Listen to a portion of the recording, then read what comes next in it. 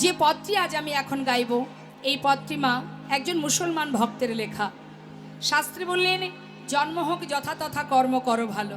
তোমার জন্ম যেখানে হোক তাতে কোনো দুঃখ নেই।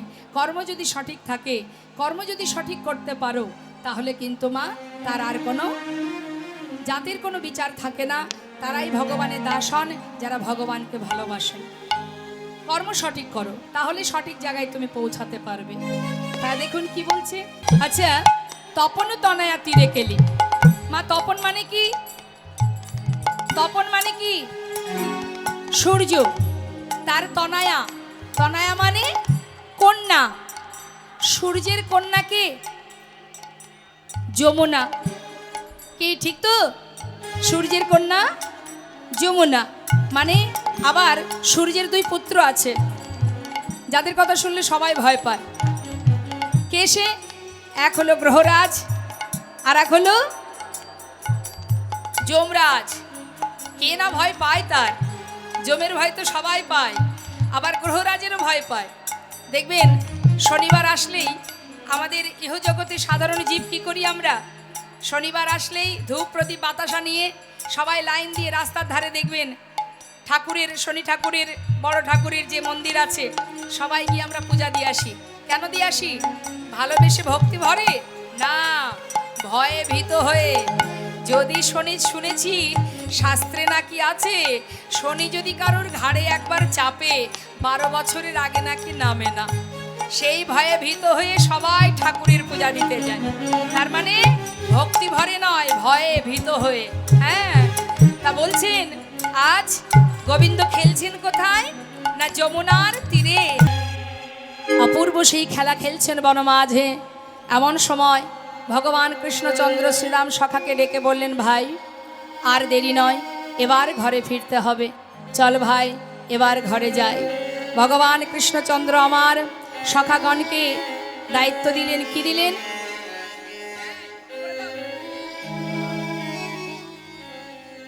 বললেন, ভাই ধেনুবৎসকে ফিরিয়ে নিয়ে এবার আমাদের ঘরে যেতে হবে। আমাদেরও মা জীবনের বেলা দেখতে দেখতে পশ্চিম দিকে ঢলে পড়তে চলেছে। এবার আমাদেরও ঘরে ফিরতে হবে, এবার আমাদেরও ঘরে যেতে হবে। কার কখন সময় হবে, কে কাকে কখন ডাকবে, আমরা কেউ জানি না।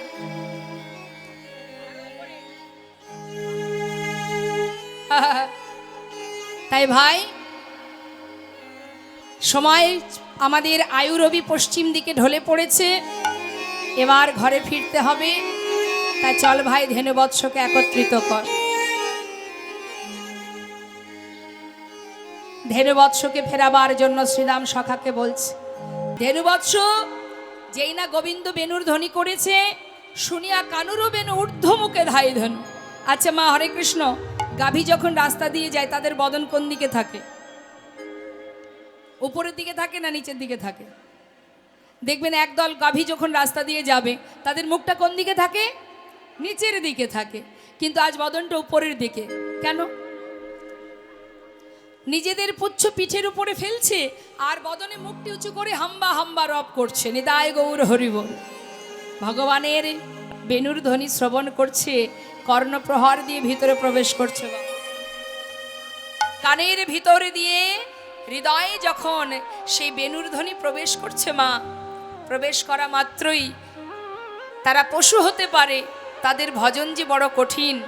হ্যাঁ, আমরা দিনন্তে ভগবানের নাম একবার করি বা না করি, যারা বৃন্দাবনের গাভী মাতা, তাদের এটাই গর্ব যে আমরা বৃন্দাবনে জন্ম পেয়েছি। নিতাই গৌর হরিবল।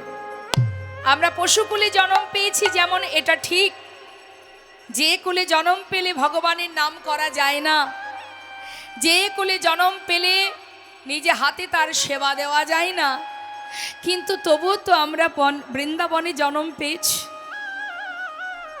এটাই তাদের গর্ব। তাই হাম্বা হাম্বা রব করছে আর বদনটা উপরের দিকে রেখেছে। কেন? যে অমৃত কর্ণপ্রহার দিয়ে যে বাঁশির ধ্বনি, বেনুর ধ্বনি কানের ভিতরে দিয়ে প্রবেশ করছে, সেটা যেন বদন থেকে বাহির হয়ে না যায়। নিতাই গৌর হরিবল হরিবল। তাই মুখটা উঁচু করে আছে, যেটা ভিতরে প্রবেশ করছে সেটা যেন আর বাহির না হয়। হ্যাঁ, আর হাম্বা হাম্বা রব করতে করতে যখন সকলে মিলে গোবিন্দের নিকটে এলো মা, ভগবানের কাছে এসে নিজের জিহবা দিয়ে গোবিন্দের চরণটি লেহন করছে। কোনো কোনো গাভী তার অঙ্গ লেহন করছে জিহবা দিয়ে, কেউ বা আবার গোবিন্দের বদনটা লেহন করছে। যে যেমন ভাবে পারছে সেইভাবে গোবিন্দকে সেবা দিচ্ছেন। তাই গৌর হরি। তাই এটা গর্ব মা, এটা আমাদের গর্ব যে বনের পশু যারা, তারা ভগবানের চরণ পেল, ভগবানের সঙ্গ পেল। হ্যাঁ, তারা পশুকুলে জন্ম পেয়েছে। তাই ভগবানের কাছে আমাদেরও প্রার্থনা হওয়া উচিত মা, যদি আমরাও মনুষ্যকুলে জন্ম পেলাম, বৃন্দাবনে জন্ম না পেলে কি হবে? যদি একটিবার কৃষ্ণ সেবার উপযোগী হয়ে গুরু কৃপা লাভ করে দুফোঁটা নয়নবাড়ি বরিশন করে যদি তাকে ডাকার মতো একবার ডাকতে পারতাম, যদি বলতে পারতাম হে দয়াময়, ভজন জানি না, সাধন জানি না, যদি আমাদের বৃন্দাবনের গুল্মলতা করে দিতে,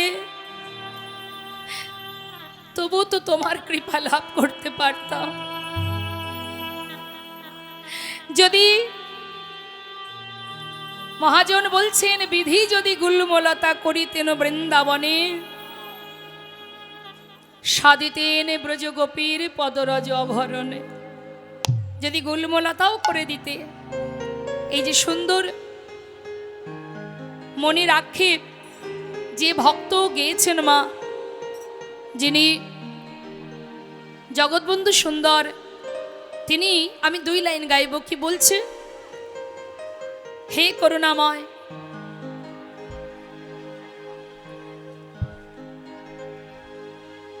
হে দয়াময়, যদি তুমি একটি বারের জন্য তোমার চরণের দাস করবার লাগি বৃন্দাবনের গুল্মলতা করে দিতে, বিধি যদি গুল্মলতা করিত রে বৃন্দাবনে, সাজিতাম ব্রজগোপী পদরাজ আভরণে।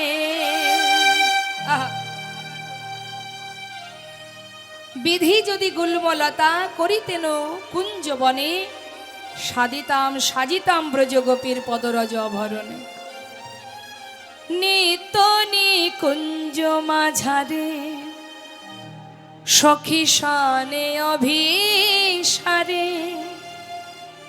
এসে কি সরিয়া মারে দলিতেন শ্রীচরণে। বিধি যদি গুল্মলতা করিত রে কুঞ্জবনে, যদি কুঞ্জবনের গুল্মলতাও করে দিত, সাজিতাম ব্রজগোপী পদরাজ আভরণে। আজ বনের পশু বলছে হে দয়াময়, দিয়েছ মোদের পশুকুলে জনম, তাতে কোনো ক্ষতি নাই, তোমার সঙ্গ পেয়েছি, তোমার কৃপা পেয়েছি। তাই আজ সারাদিন তৃণ সেবা করবার পরে যে দুগ্ধ সঞ্চয় করেছি, তুমি তো আমাদের কৃপাময়, তুমি আমাদের দয়াল। হে প্রভু, সন্তান রূপে তোমাকে কাছে পাইনি ঠিকই, যে দুগ্ধ সঞ্চয় করেছি সন্তানের লাগি, আজ যদি তুমি সন্তান রূপে আমাদের কাছে এসে দুগ্ধ পান করে যাও, একটু যদি দুগ্ধ পান করো, তাহলে পশুকুলে জন্ম পেলেও আমরা ধন্য হয়ে যাব। তাই মাগো, বনের পশু প্রভুর চরণ লেহন করছে আর কাঁদছে, আর বলছে দয়াময়, যদি আবার তুমি আমাদের কখনো জন্ম দাও, এমন কোলে জন্ম দেবে, এই পশুকুলে আর জন্ম দিও না। যদি জন্ম দিতেই চাও, যে কুলেই দাও না কেন, আমাদের হরি বলা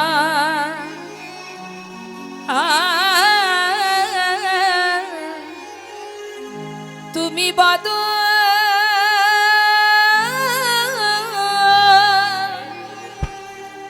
বদনি দিও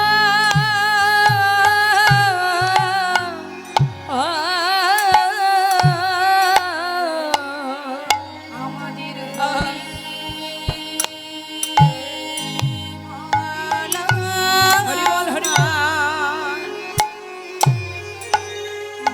হরি বলার বদ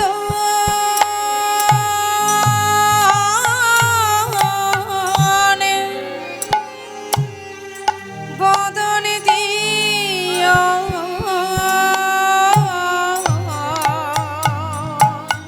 প্রভু আর কিছু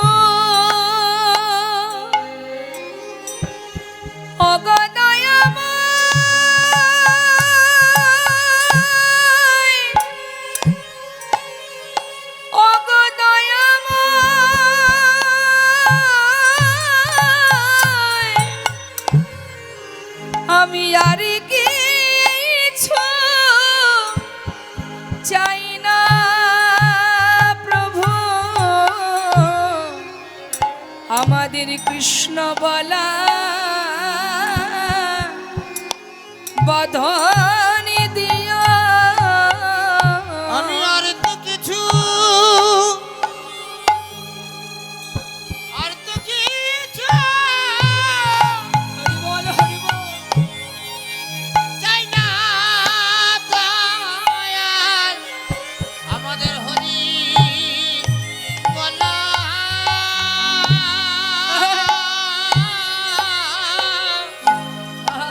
বদন দিও।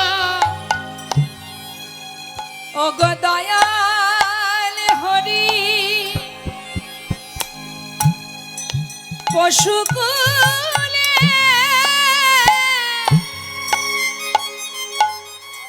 আমরা রইতে নারী, আমাদের মানব কুলে জনম দিও।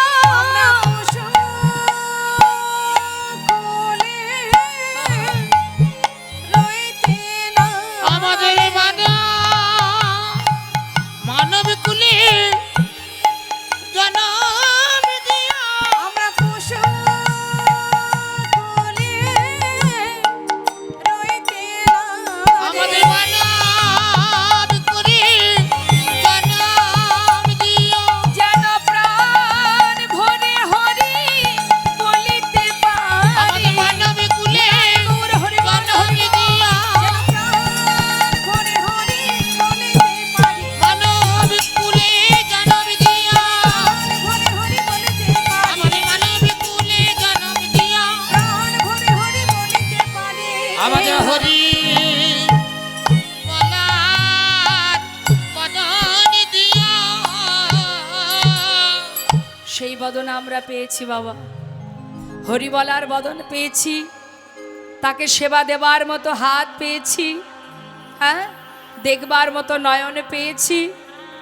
একটা ঠাকুর ঘরে যদি কোনো পশু ঢুকে যায় আমরা তাকে বাহির করে দিই, কিন্তু একজন মানুষ যদি যায় তাকে কি বাহির করে দেওয়া হয় না। তাই মাগো দুর্লভ জনম হলো মানব জনম, হরি বলার জনম পেয়েছি আমরা। কিন্তু হরি বলার জনম পেলে কি হবে?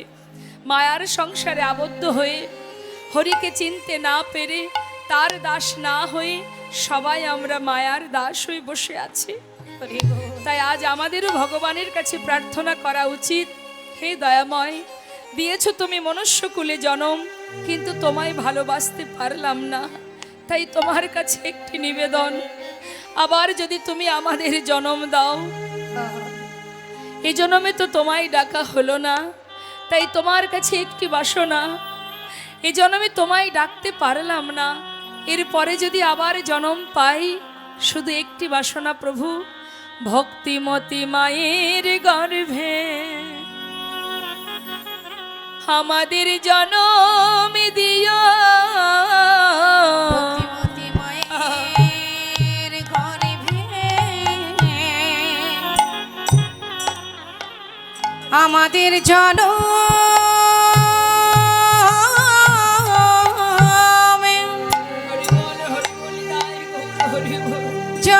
দিও যেন প্রাণী ভরে হরিনা করিতে পারি ভক্তিমতী মায়ের গর্ভে তুমি জনম দিও যেন প্রাণী ভরে না গাইতে পারি ভক্তিমতী মায়ের গর্ভে জনম দিও যেন তোমায় ভালো বাসিতে পারি ভক্তিমতী মায়ের গর্ভে জনম যেন দিও ভরে না গাইতে পারি ভক্তিমতী মায়ের গর্ভে জনম দিও আমি ভরে গান গাইতে পারি মায়ের গর্ভে জনম দিও আমি ভরে গাইতে পারি ভক্তিমতী মায়ের গর্ভে জনম দিও যেন প্রাণী ভরে না আমি গাইতে পারি মায়ের গর্ভে আমার জনম দিও ভক্তিমতী মায়ের গর্ভে জনম দিও এদিকে কি হলো মা গোবিন্দের বেণুর ধ্বনি শ্রবণ করে ধেনুবৎস তো ফিরে এলো এবার কারা ফিরে আসছে মহাজন বললেন দেখো অনুসারে বেণুরা বুঝিয়া রাখালো সব অনুসারে বেরোরা বুঝিয়া রাখালো সব আসি আমি লল নিজ সুখে ওই নাই আসি আমি লালো নিজ সুখে আরে আসি আমি লালো নিজ সুখে যাতে করে খালো গণ আমা আজ যখনই কিনা গোবিন্দ আমার বেণুর ধ্বনি করেছে সঙ্গে সঙ্গে ধেনুবৎস সখাগণ সবাই ফিরে এসেছে হ্যাঁ জীবনে যে ধেনু ছিল সকলে একত্রিত কইল চলাইল গোকুলের পথে এখন যখন সবাইকে নিয়ে যাত্রা করছে তো কে কিভাবে যাচ্ছে মহাজন বললেন দেখো দেখো শ্বেত কান্তি অনুপম আগে ধাই বলরাম কান্তি অনুপম আগে ধাই বলরা শ্বেতকান্তি অনুপম আগে ভাই বলরা আর শিশু চলে ডাইনে বামে আর শিশু চলে যাইনে বামে ওই না আর শিশু চলে যায়নি ভাবে শ্রীদাম সুদাম পাছ ভালো শোভা করিয়াছে সুদাম পাছে ভালো শোভা করিয়াছে দাম সুদাম পাছে ভালো সুদা করিয়াছে তাহার মাঝে নব ঘন শ্যামে আর তাহার মাঝে নব ঘন শ্যামে ওই না তাহার মাঝে নব ঘন শ্যামে যাচ্ছে আগে যাচ্ছেন বলরাম চারিপাশে সখাগণ পিছন দিকে শ্রীদাম সুদাম মাঝখানে আমার গোবিন্দ নিতাই গৌর হরিবল হরিবল মাঝির ধন তো মাঝেই থাকে গোমা মাঝখানে গোবিন্দকে রেখে চারিপাশে সখাগণ আর সম্মুখে আছেন কি বলরাম যাচ্ছেন মহাজন বললেন পদাবলিতে দেখো দেখো আর যাচ্ছেন ঘন বাজে সিংহা বেনু গগনে গখুর রেণু ঘন বাজে সিংহা বেনু গগনে গখুর রেণু ঘন বাজে সিংহা বেনু গগনে গখুর রেণু ঘন বাজে সিংহা বেনু গগনে গখুর রেণু অতি চুলি করি কত রঙে রীতি করি কত রঙে ওই না রীতি রীতি করি কত রঙ্গে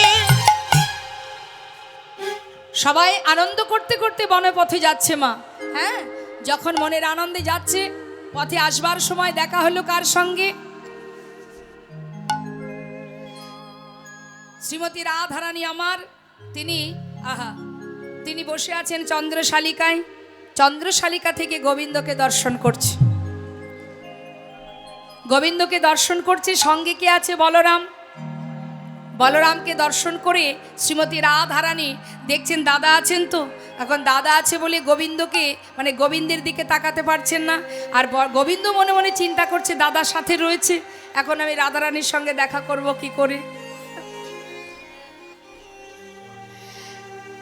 তা যখন যাচ্ছেন গোবিন্দ আমার, ঘন বাজে সিংহাবেনু, সিংহাবেনু বাজছে, আর গোটা ব্রজবাসী সবাই মিলে সকলেই বরণ করবার জন্য প্রদীপের থালি নিয়ে সবাই দাঁড়িয়ে আছে দ্বারে। গোবিন্দ সিংহাবেনু বাজাতে বাজাতে আসছে, আর ব্রজের ধুলা সেটা উপরে উঠছে মা। হ্যাঁ, যখন ধুলা উপরে উঠছে, মহাজন বললেন দেখো দেখো, ঘন বাজে সিংহাবেনু, গগনে গখুর রেণু, ঘন বাজে সিংহাবেনু, গগনে গখুর রেণু, পথে চলি করি কত রঙ্গে, ওই না পথে চলি করি কত রঙ্গে, আবার যতে করে খালো গণ দিয়া আবা আবা ঘন, ঘন ঘন দিয়া বা ওই না ঘন। যতে করা খালো ঘন দিয়া আবয় ঘন, বলরাম দাস চলু সঙ্গে, আরে বলরামে দাস চলু সঙ্গে, ওই বলে রামদাস তনু সঙ্গে। জাবাটো গ্রামের কাছে সব নিজ নিজ ধেনু আছে। জাবাটে এসে যখন আপন আপন ধেনু, যার যার ধেনু শেষে নিয়ে নিলেন, নিয়ে এবার যাই ভাই কানাই বলে এবার সবাই মিলে সখাগণের কাছ থেকে কানাইকে বিদায় দিয়ে এবার কানাই হঠাৎ রাধারানীর সঙ্গে তার চোখে চোখে নয়নে নয়নে মিলন হলো মা। সখাগণ চলে গেলেন আপন গন্তব্যস্থলে, কালকে আবার দেখা হবে এই বলে সব আপন আপন ধেনু নিয়ে গন্তব্যস্থলে ফিরে গেল।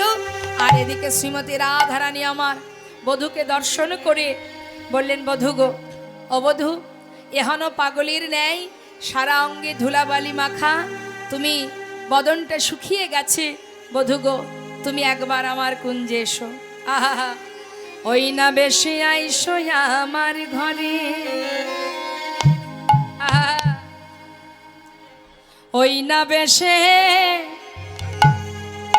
আইসো তুমি, বধূ দাঁড়ায়ে রয়েছি আমি। পরাণ বধূ হে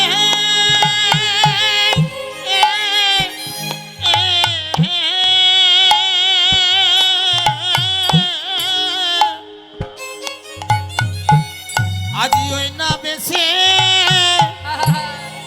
আইসো তুমি,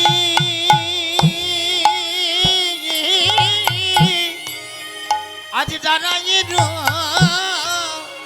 রয়েছি আমি। ও গো বধূ গো,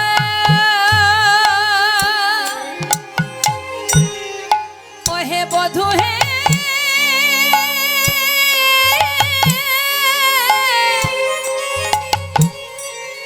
ও হে আমার পরাণ বধূ, একবার এসো এসো এসো আমার ঘরে, ও গই না বেশে আইসো আইসো তুমি, বধূ দাঁড়ায়ে রয়েছি আমি। ওই না বেশে আইসো তুমি, দাঁড়ায়ে রয়েছি আমি। ও গো তুয়া বধূ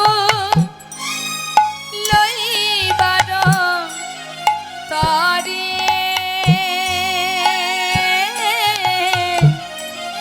তুয়া বধূ লইবার তরে, ওই না তো বধূ,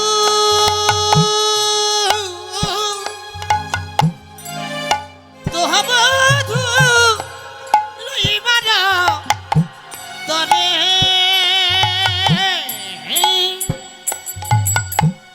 আজ তো বধূ লইবার তরে। অবধূ ওগো রবি যখন বৈশে পাটে, ওমা মানে কখন রবি যখন বৈশে পাটে মানে যখন সন্ধ্যা আগত, বেলি অবসান কাল, হ্যাঁ ঠিক সেই সময় মই গেন যমুনার ঘাটে। রবি যখন বইছে পাকে আর মই যায় যমুনার ঘাটে। রবি যখন বৈশে পাটে মুই গেন যমুনার ঘাটে। রে রবি যখন বৈশে পাঠে মই গেল যমুনার ঘাটে। বধূ তুয়া লাগি চাই চারি পানে, বধূ তুয়া লাগি চাই চারি পানে। ওই না তুহা লাগি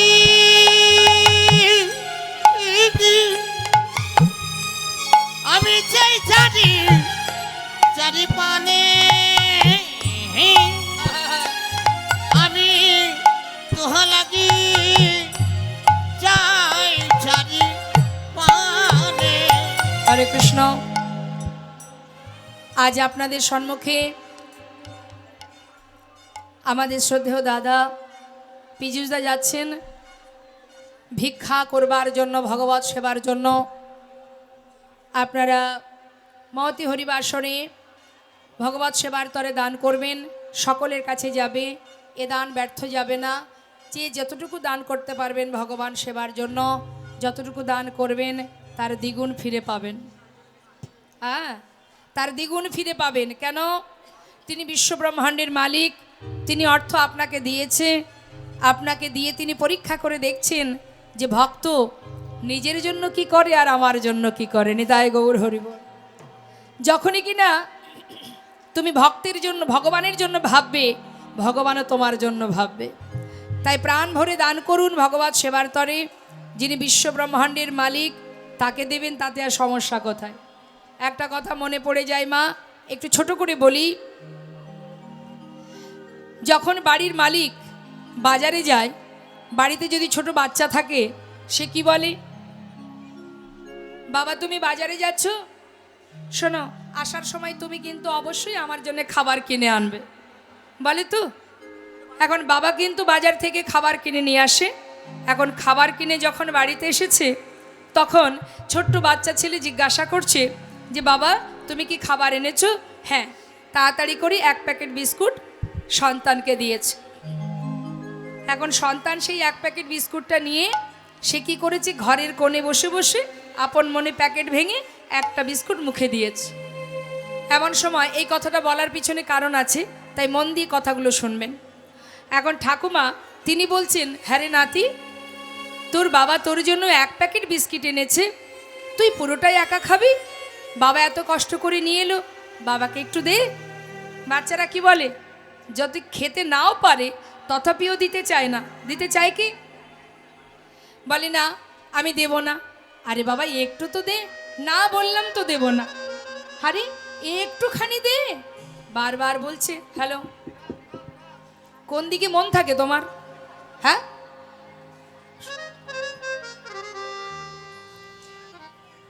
বলছি কি রে?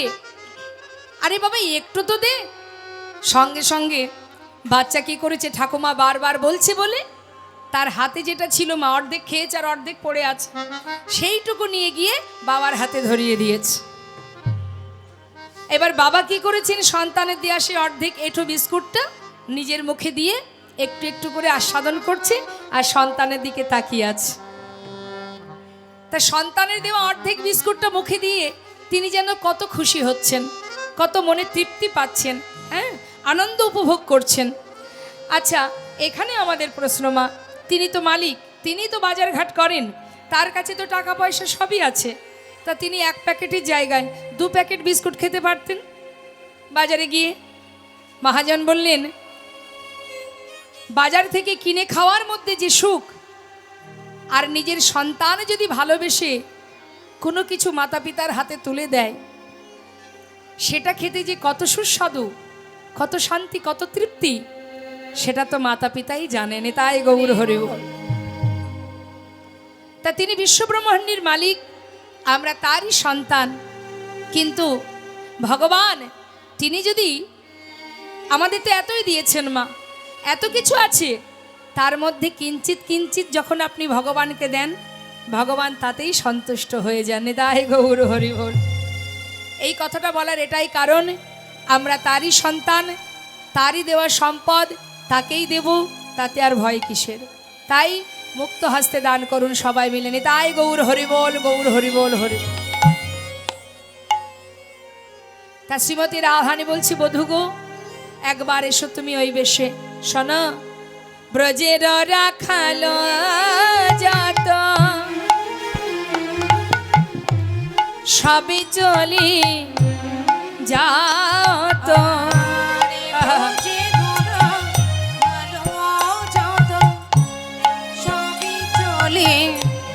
যাবো তো আজ তুমি সবার পাছে কেনে বধূ গো, আজ তুমি সবার পাছে কেনে।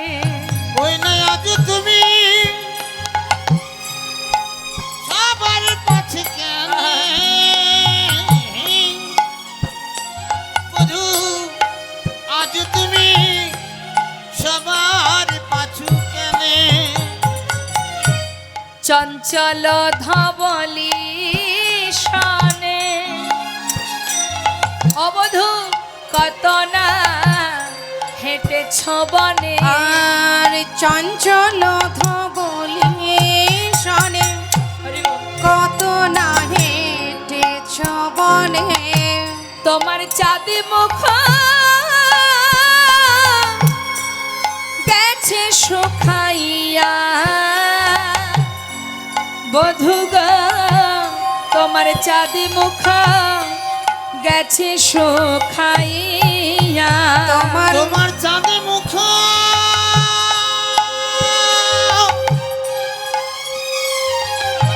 ওই গাছে শুকাই ইয়া, চাঁদে মুখ গেছে শুকাই ইয়া। শুকায়ে গেছে গো, শুকায়ে গেছে গো বধূ শুকায়ে গেছে গো, শুকায়ে গেছে গো। অবধূ ওই চঞ্চল ধবলির সঙ্গে সারা বন ঘুরে ঘুরে আজ তোমার বদনখানি শুকায়ে গেছে গো, বধূ শুকায়ে গেছে গো, শুকায়ে গেছে গো, শুকায়ে গেছে গো। ওহে বধূ আমার, আহা, আমার পরাণ বধূ। হ্যালো, তোমার চাঁদ বদনখানি শুকিয়ে গেছে বধূ, একবার তুমি আমার ঘরে এসো। বধূ গো, তোমার চাঁদ মুখখানি দেখে আমার আর মন ভালো লাগছে না। তাই বধূ গো, এই বেশি তুমি আমার ঘরে এসো। আমার ঘরে এসে তুমি কর্পূর তাম্বুল সেবা করো। ও গো আমার মন দিরে যাইয়া কর্পূর তাম্বুল খাইয়া। আমার মন্দিরে যাইয়া কর্পূর তাম্বুল খাইয়া। ও গয়ালিশ কর তাহা গিয়া, বধুয়ালিশ কর তাহা গিয়া। আলিশ করো তাহা গিয়া, আলিশ করো তাহা গিয়া। সাজায়ে রেখেছি, সাজায়ে রেখেছি, সাজায়ে রেখেছি, আমরা সাজায়ে রেখেছি। ওহে আমার পরাণ বধূ সাজায়ে রেখেছি। ওহে আমার পরাণ বধূ সাজায়ে রেখেছি। চরণ সেবা দেব বলে সাজায়ে রেখেছি, চরণ সেবা দেব বলে সাজায়ে রেখেছি, বিচিত্র হৃদয় খানি সাজায়ে রেখেছি, চিত্র হৃদয় খানি সাজায়ে রেখেছি। অবধূ আলিশ করো তুমি সেইখানে পৌঁছে লাগিয়া। তুমি বিশ্রাম করো, কর্পূর তাম্পুল সেবা করো, তোমার সমস্ত বনের ক্লান্তি দূর হয়ে যাবে বধূ। একটি বার এসো পরাণ বধূ, আমার কুঞ্জে এসো। শ্রীমতী রাধারানী গোবিন্দের কাছে মনের কথা জানাচ্ছেন মা। অবধূ জানো বধূ, এই বাদিনীর ঘরে বাস করে, এই বাদিনীর ঘরে থেকে মাত্র দুটি বার তোমার সঙ্গে আমার দেখা হয়। একবার গোষ্ঠী যাবার কালে, আর একবার ফিরবার কালে। বধূ গো, সারাদিন তোমার কথা ভাবতে ভাবতে সোনার অঙ্গ আমার কালি হয়ে যায়। বধূ গো, কেমন আছো, কোথায় আছো? শাস্ত্রী বৈষ্ণব মহাজন বললেন, রাধারানীর কথা কেন মনে পড়বে না? রাধারানীর অন্তরে গোবিন্দের কথা এই জন্য মনে পড়ে মা। শ্রীমতী রাধারানীর গোবিন্দ, তাদের আত্মা তো এক, দেহ না হয় দুটো, আত্মা তো এক। আস্তে বাজিও না। কারণ রাধা কৃষ্ণ একই আত্মা, দুই দেহ ধরি, আত্মা একটা, দেহ দুটো। যার কারণে গোবিন্দের যদি কোনো কষ্ট হয়, সে খবর পায় কে? রাধারানী। আবার রাধারানী কষ্ট হলে জানতে পারে গোবিন্দ। দেহ দুটো কিন্তু আত্মা তো একটা। তাই শ্রীমতী রাধারানী বলছি, বধূ আমি জানি সারাদিন গোঠে খেলার ছলে না জানি তোমার কত কষ্ট হয়েছে। আমার হৃদয় মন্দিরে বিচিত্র পালঙ্ক আছে, আশেপাশে রসেরও বালিশ, তাহাতে শুতিবে তুমি, চরণ সেবিব আমি, দূরে যাবে তোমার বনেরও আলিশ। একবার এসো বধূ, একবার তুমি আমার কুঞ্জে এসো। শ্রীমতী ডাকছে গোবিন্দকে, কিন্তু সঙ্গে বলরাম আছে মা। সেই কারণে গোবিন্দ রাধারানীকে ইশারা করে বলছে, রাধে এখন তো আমি যেতে পারবো না, তুমি আমার জন্য মন খারাপ করো না। হ্যাঁ শোনো রাধে, তোমার সঙ্গে আমার আবার দেখা হবে। কখন? না, সেই রাস লীলাতে। নিতাই গৌর হরি বল, হরি বল। তাই গোবিন্দ বলছে, শোনো এখন আমি যাই ঘরে, মায়ে যে আরতি করে। ওই না এখন আমি যাই ঘরে, ওই না মায়ে দিয়া আরতি করে। এখন আমি যাই ঘরে, ও রাধে আমার মায়ে যে আরতি করে। এখন আমি যাই ঘরে, মায়ে যে আরতি করে। সখা সব করিল পয়ানি গো, সখা সব করিল পয়ান। শাখা সব করল পয়ান গো, শাখা সব করল পয়ান। এই যে রাধে, তুমি মন খারাপ করো না, তোমার সঙ্গে আমার দেখা হবে। এখন আমি ঘরে যাই। মা আশাপথে নয়ন দিয়ে বসে আছে। ভগবান কৃষ্ণচন্দ্র রাধারানীকে সান্ত্বনা দিলেন। মা করুণাময় দয়াল তো, তিনি ভক্তাধীন ভগবান। ভক্ত যদি মনে প্রাণে কিছু চায়, ভগবান বাঞ্ছা কল্পতরু, তিনি ভক্তের মনোবাঞ্ছা পূর্ণ করেন। হ্যাঁ, তাই তো তিনি যুগে যুগে এসেছেন জগৎ জীবের, সাধুদের পরিত্রাণ করতে, দুষ্টদের নাশ করতে, আর ধর্ম প্রচার করতে। তাই তো তিনি যুগে যুগে আসা। তাই মাগো, তিনি ভক্তের হৃদয়ে যদি কেউ প্রকৃত আশা করে থাকে, যদি মন থেকে কেউ কিছু আশা করে, সঠিক আশা করতে হবে। রাধারানী বাদিনীর ঘরে থেকে সদা সর্বদাই গোবিন্দের কাছে নিজের দেহ মনোপ্রাণ সঁপে দিয়ে, কৃষ্ণ ছাড়া তিনি আন জানতেন না, তিনি আর কিছু জানতেন না। তিনি প্রমাণ দিয়ে গেছেন জগৎজীবের কাছে যে বাদিনীর ঘরে থেকে কেমন করে ভগবানের সেবা দিতে হয় একবার জেনে নাও। আমাদের জীবনে কোনো কষ্ট এলে আমরা ভগবানকে ডাকি না, ভালোবাসি না, বাসি কি তাকে একবার প্রণাম পর্যন্ত করি না। অনেকেই আছে দেখবেন বলে যে আমার যখন এত কষ্ট দিয়েছে আর কোনোদিন আমি ওকে সেবা দেব না। এটা আমাদের মনের ক্ষোভ, ভগবানের প্রতি অভিমান, যে তুমি কেন কষ্ট দিয়েছো, তোমাকে আর খেতে দেব না, সেবা দেব না, ভালোবাসবো না। কিন্তু আঘাত পেয়েও, যন্ত্রণা পেয়েও ভগবানকে ভালোবাসা যায়, মনে প্রাণে তাকে ডাকা যায়, তার সেবা করা যায়। সেই প্রমাণ দিয়ে গেছেন আমার প্রেমময়ী রাধারানী। নিতাই গৌর হরি। চন্দ্রশালিকায় বসে বসে সখী বেষ্টিত হয়ে মনের দুঃখ প্রকাশ করতেন, মনের কথা সখীদের কাছে জানাতেন, যেখানে সেখানে বলতে পারতেন না। কলঙ্কিনী নাম নিয়ে রাধারানী আমার শাশুড়ি ননদিনীর ঘরের আয়নের ঘরণী হয়ে তিনি জগজ্জীবকে বুঝিয়ে দিলেন যে কষ্ট করেও, যন্ত্রণা পেয়েও ভগবানকে ভালোবাসা যায়। যেখানে থাকো, যেমন থাকো, যেভাবে থাকো, তাতে কোনো দুঃখ নেই, যদি বদনে হরি নাম জপ করতে পারো। এই যে বদনটা দিয়েছে, কৃষ্ণ বলার বদন, হরি বলার বদন, তুমি হাতে কর্ম করো, তাতে দুঃখ নেই, কিন্তু মুখে তো তুমি হরি নাম জপ করতে পারো, মুখে তো তুমি ভালোবাসতে পারো।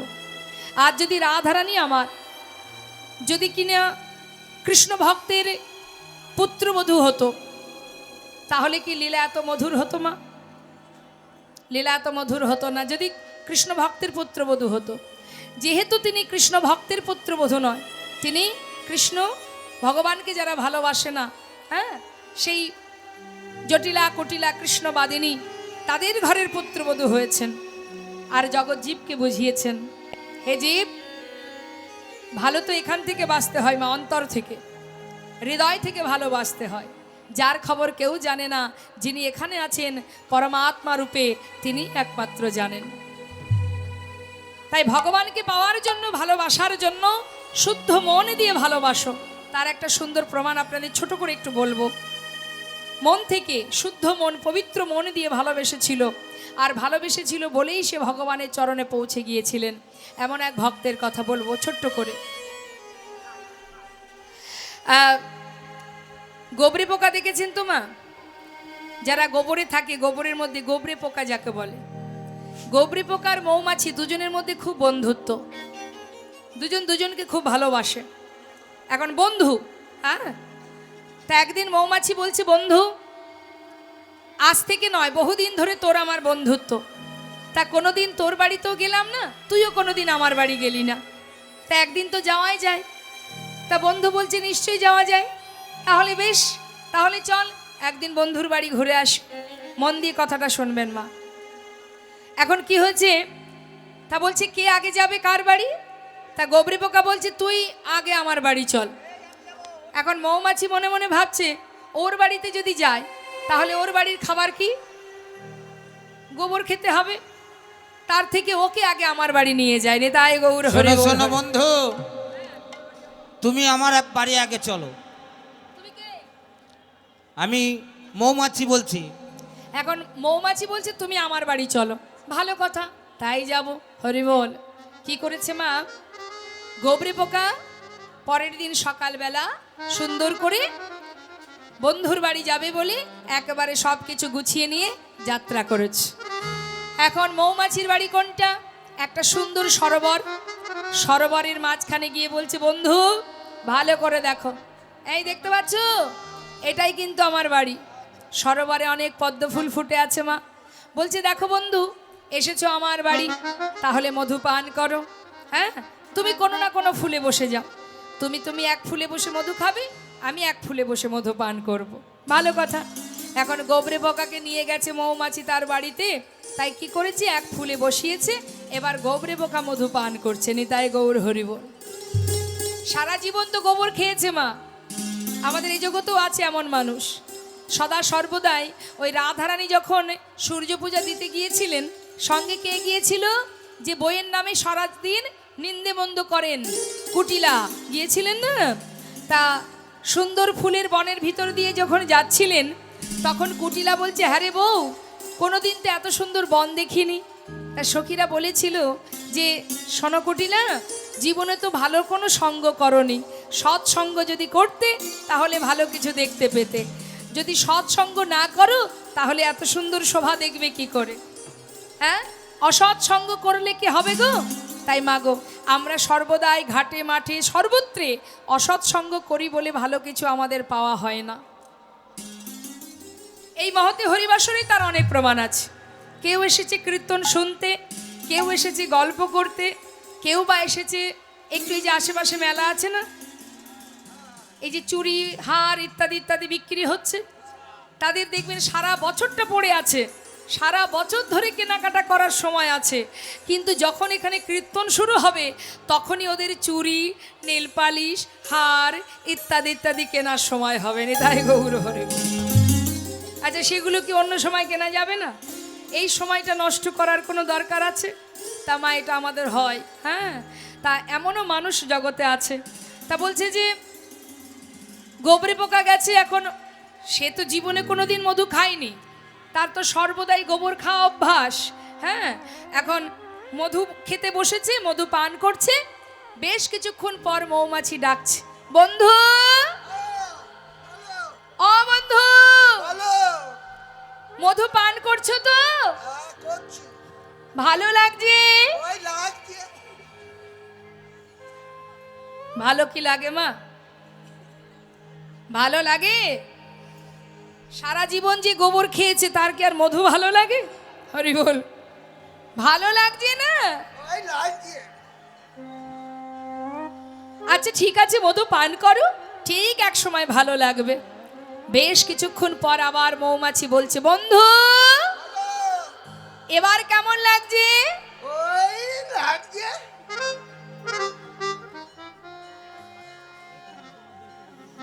ভালো লাগছে না?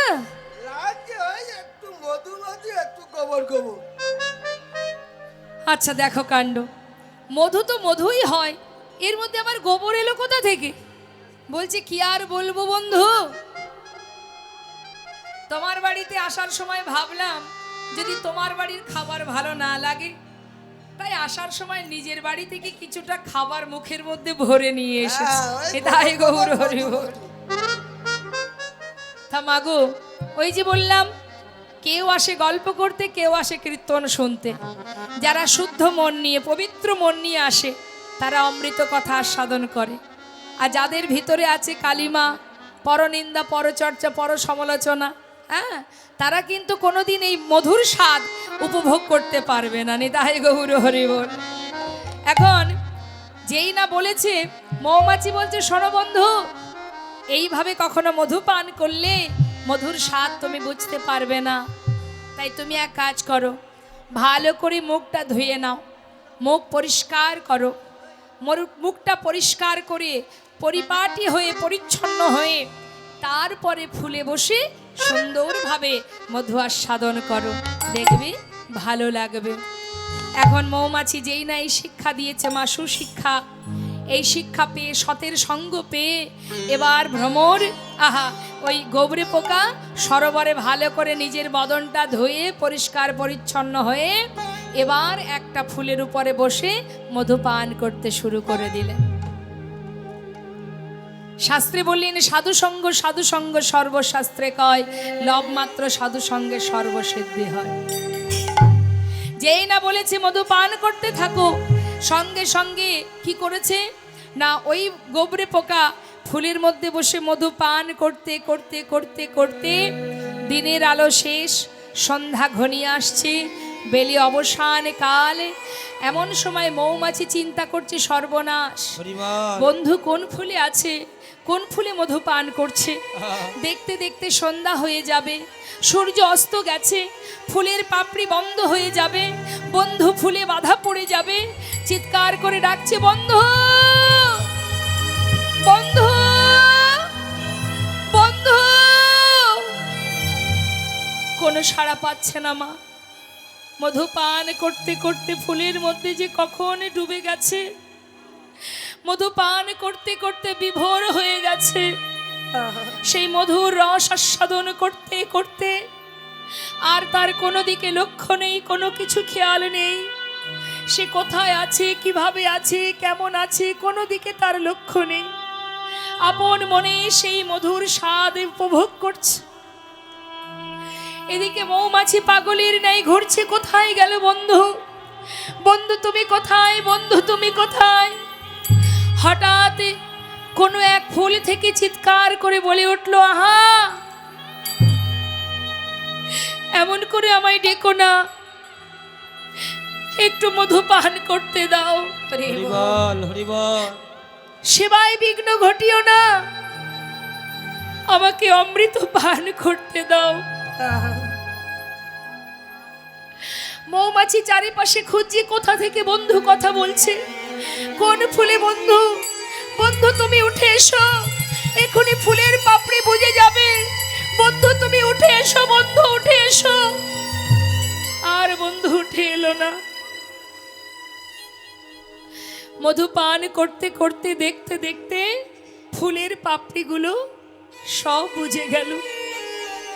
যেই না পাপড়ি বন্ধ হয়ে গেল, গাছের ডালে বসে বসে সারা রাত বন্ধুর জন্য অপেক্ষা করে থাকলো মৌমাছি। সকাল হতে না হতেই এক সাধু এসেছেন ভগবানের সেবার জন্য, সরোবর থেকে পুষ্প চয়ন করবে বলে। এসে ফুলগুলো যখন তুলেছে, মৌমাছি দূর থেকে দেখে বলছে, বন্ধু তুমি জানো না বন্ধু, হরিবল। আজ তুমি কার পরশ পাচ্ছ, কার ছোঁয়া পেয়েছো তুমি, কার কৃপা পেয়েছো তুমি, তুমি জানো না। তুমি কোন ফুলে আছো বন্ধু? সেই বৈষ্ণব ফুলগুলো তুলে নিয়ে যাচ্ছে মা, শুদ্ধভাবে, পবিত্রভাবে, নিষ্ঠাভাবে যদি কেউ হরি কথা, অমৃত কথা আস্বাদন করে, এই অমৃতের এমনই স্বাদ একবার যদি হৃদয় মাঝে পৌঁছে যায়, একবার যদি এই স্বাদ কেউ লাভ করতে পারে, জগতে আর কিছুই তার ভালো লাগবে না। দেখতে দেখতে সেই বৈষ্ণবে ফুলের সাজি নিয়ে গোবিন্দের চরণে গিয়ে সেই পুষ্পগুলি, ফুলগুলি ভগবানের চরণে অর্পণ করে দিলেন। মন্দিরের বাইরে একটি গাছের ডালে বসে সেই মৌমাছি গোবিন্দের চরণে সেই ফুলগুলি দেখে কাঁদে আর বলে, বন্ধু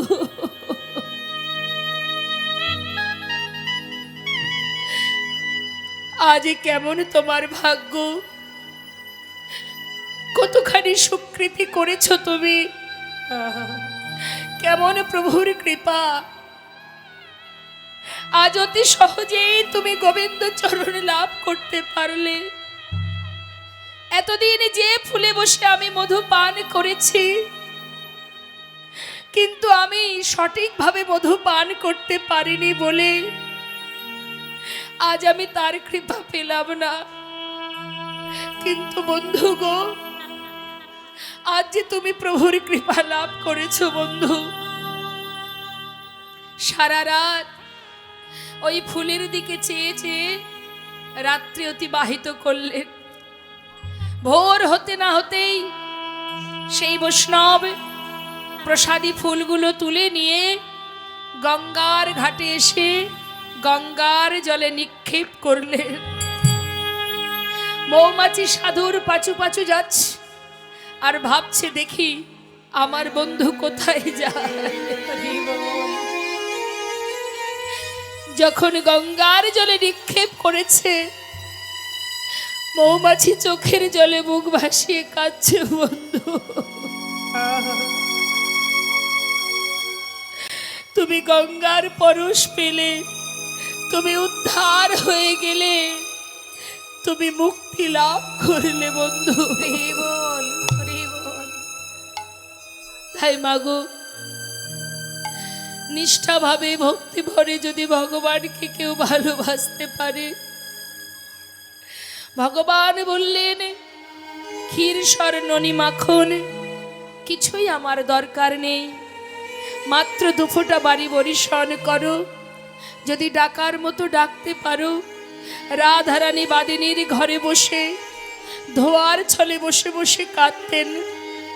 ভগবান সব সইতে পারেন, তিনি চোখের জল সইতে পারেন না মা। কেউ যদি দুফোঁটা বাড়ি বরিশন করে, ভগবান বললেন আমি সেই ভক্ত চরণে যুগে যুগে দাস হয়ে পড়ে থাকি। যদি কেউ ডাকার মতো ডাকে, দুটি নয়ন জলে ধুইয়ে দেব তোমার দুটি রাঙা চরণ, তুমি করিও গ্রহণ শ্রী সচিনন্দ। দুটি নয়ন জলে ধুইয়ে দেব তোমার দুটি রাঙা চরণ, করিও গ্রহণ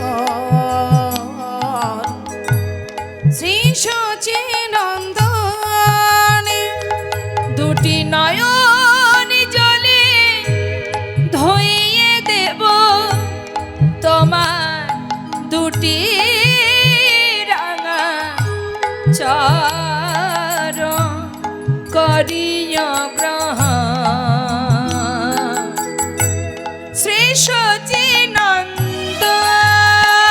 দুটি নয়ন জলে ধুইয়ে দেব তোমার দুটি রাঙা চরণ, করিও গ্রহণ শ্রী সচিনন্দন। দুটি নয়ন জলে ধুইয়ে দেব। আমি না জানি ভজন, আমি না জানি পূজা, আমি না জানি ভজ, না জানি পুজো, কোনে গনে পাব তোমার ও দুটি চরণ। আমি না জানি ভজ,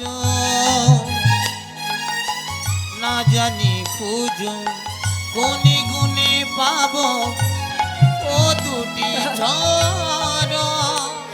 দুটি নয়নের জল বহে অবিরল, প্রাণ গোবিন্দ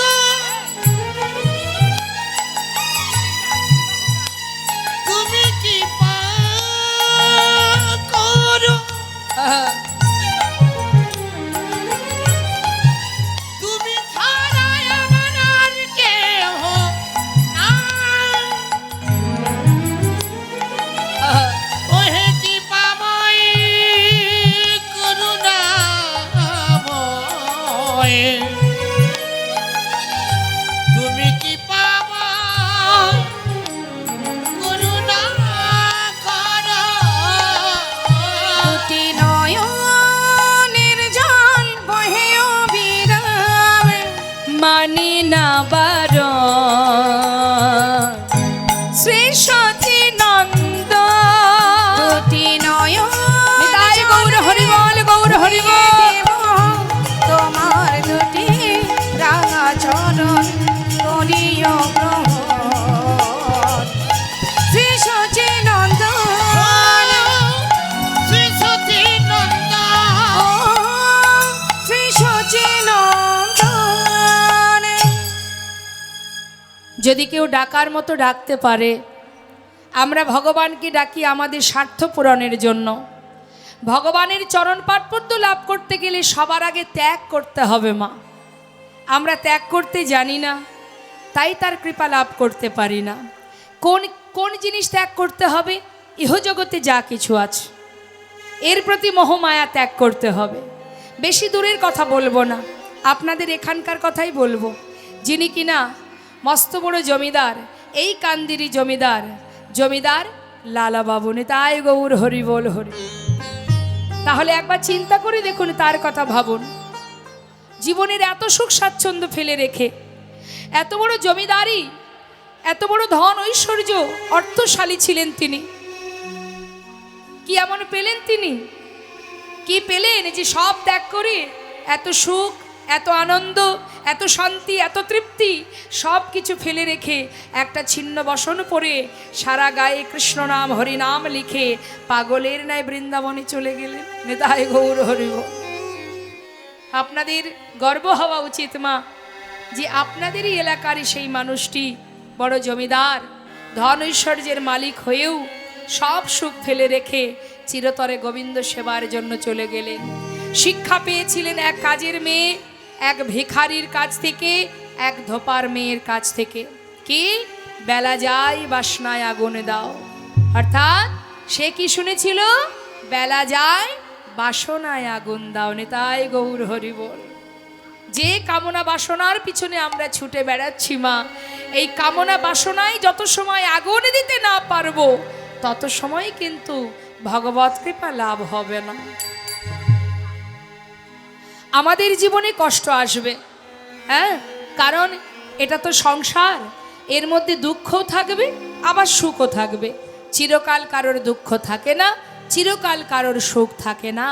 আর একটা জিনিস দিয়েই কখনো জীবন নয়, সুখ দিয়েই কোনো জীবন হয় না, আবার দুঃখ দিয়েও কখনো জীবন হয় না। কি গো মা, হয়?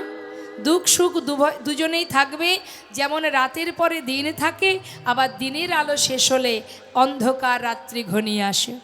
তা আমাদের জীবনেও তাই, আলোও আসবে অন্ধকারও আসবে। হ্যাঁ, দেখুন আমাদের জীবনটা একটা সেবার থালার মতো মা, একটা সেবার থালার মতো। হ্যাঁ, যেমন ধরুন একটা সেবার থালায় অনেক কিছু থাকে, যেমন অন্ন থাকে, ভাজা থাকে, ডাল থাকে, সবজি থাকে, রসা থাকে, চাটনি থাকে, পাঁপড় থাকে, পায়েস থাকে, কত কি থাকে, তাই না? তার মানে কি মিষ্টি, টক, ঝাল, তেতো সব কিছু থাকে। এখন মনে করুন এত কিছুর মধ্যে আপনার শুধু চাটনিটা পছন্দ। এখন সব বাদ দিয়ে যদি এক থালা চাটনি আপনাকে দিই, সেটা খেতে ভালো লাগবে? কেন ভালো লাগবে না? আপনি তো ওটাই পছন্দ করেন। নিতাই গৌর হরি বল, নিতাই গৌর হরি বল। এখান থেকে বুঝতে হবে মা, চাটনিটা তখনই ভালো লাগবে যখন তার পাশে আর যারা ছিল তারা যদি সঙ্গে থাকে। হরি বল, হরি হ্যাঁ? বল। তিতো থাকবে, ঝালও থাকবে, মিষ্টিও থাকবে, তার মাঝখানে যদি চাটনিটা থাকে তবেই ভালো লাগবে। তাই নিতাই গৌর হরি গৌর বল। হরি বল, হরি বল। ঠিক তদ্রূপ আমাদের জীবনে অন্ধকার থাকবে, আলো থাকবে, হারানো থাকবে, পাওয়া থাকবে, আবার দুঃখ থাকবে, কষ্ট থাকবে, হাসি থাকবে, কান্না থাকবে, তবেই তো সেটা পরিপূর্ণ জীবন। হ্যাঁ, তাই সুখের আশায় ভগবানের কাছে কেঁদে লাভ নেই। সব কিছুকে যেজন মানিয়ে নিতে জানে, সব কিছুকে যেজন মেনে নিয়ে চলতে জানে, সেই তো প্রকৃত মানুষ। যেমন বাবা আমাদের জীবনে এই পার্থিব জগতে মনে করুন যখন শীতের সময় আসে মা, ঠান্ডা যখন আসে আমরা সহ্য করতে পারি না, প্রচণ্ড ঠান্ডায় ঠকঠক করে কাঁপি।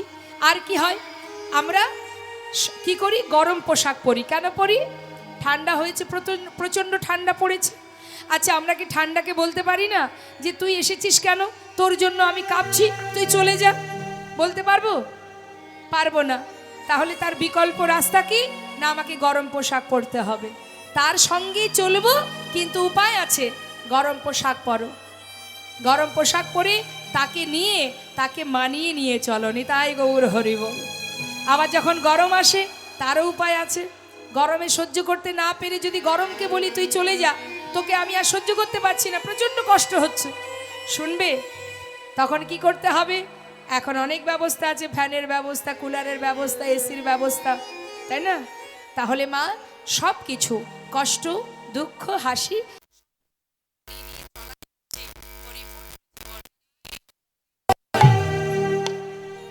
তাই রাধারানী বাদিনীর ঘরে থেকে আজ তিনিও জীবকে বুঝিয়ে দিলেন, ওরে জীব, কষ্টই আসুক আর সুখই আসুক। এত কষ্টের মধ্যে রাধারানী থাকতেন ওই জটিলা ভবনে। ক্ষণিকের জন্য বধূর কাছে গিয়ে মনে মনে ভাবতেন, আমার যত কষ্ট সব বধূকে জানাবো। বধূকে একবার কাছে পেলে আমার মনের দুঃখ সব বধূকে জানাবো। কিন্তু যখনই বধূকে কাছে পায় আর মনের কথা জানানো হয় না। গোবিন্দের বদন পানে চেয়ে থাকতে থাকতে রাধারানী সব কষ্ট ভুলে যায়নি। তাই গৌর হরি বল। হ্যাঁ, তাই আজ শ্রীমতী রাধারানী বলছে, বধূ তুমি একবার এসো, বধূ একবার এসো। বারবার ডাকছি, গোবিন্দ বলি, রাধে এখন আমি থাকবো না, চললাম আমি তোমার সঙ্গে আমি দেখা করব বৃন্দাবনে, সেই নিধুবনে যখন রাসলীলা হবে, রাসে মিলন হবে। এবার আমার গোবিন্দ কি করলেন, সখাগণকে নিয়ে সখাগণকে বিদায় দিয়ে এবার নিজে ফিরে এলেন নন্দালয়ে। বনসে আলো নন্দুদুলা ঘরে এলো নন্দদুলা। বনসে আলো নন্দদুলা ঘরে এলো নন্দদুলা। ওই না ঘরে এলো নন্দদোলা। ওই না গোধূলি ধূসর শ্যাম কলেবর, গোধূলি ধূসর শ্যাম কলেবর আজানু লম্বিত বন মা, আজানু লম্বিত বনমার। আজানু লম্বিত ভুজমা, আজানু লম্বিত ভুজমা। আজ আমার গোবিন্দ গৌধূলি ধূসর শ্যামকলে বড় আজানুলম্বিত বনমাল। আজ গোবিন্দ আমার ফিরে আসছেন মায়ের কাছে। মহাজন বললেন, দেখো দেখো মঙ্গল থারি দীপকরে মধুকন, মঙ্গল থারি দীপ করে মধুকর, মঙ্গল থারি দীপকরে মধুকন। মঙ্গল থারি দীপ করে মধুকর।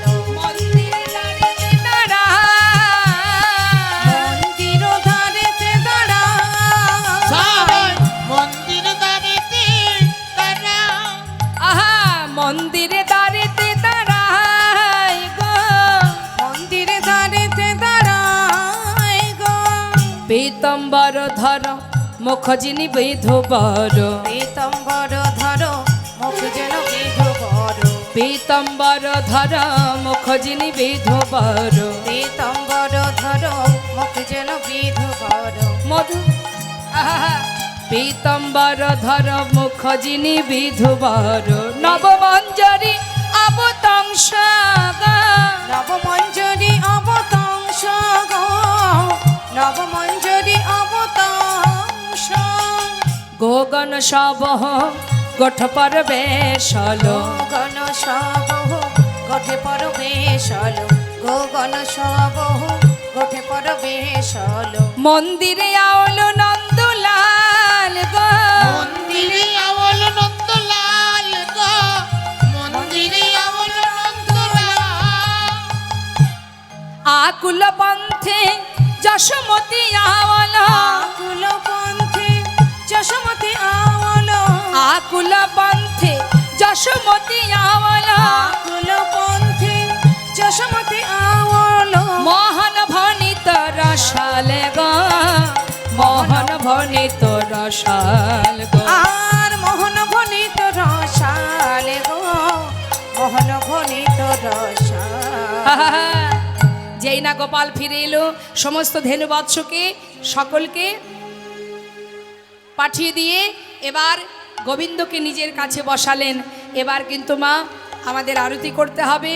আচ্ছা মন্দিরে আরতি হবে তো নাকি না এখানে হবে? আরতিটা কোথায় হবে, মন্দিরে না এখানে, না এমনি পদের মাধ্যমেই হবে?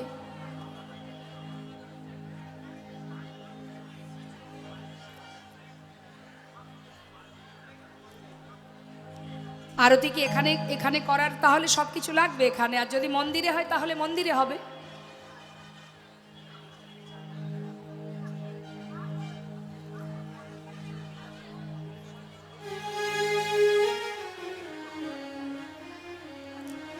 হৃদয় গৌর হরিবল হরিবল।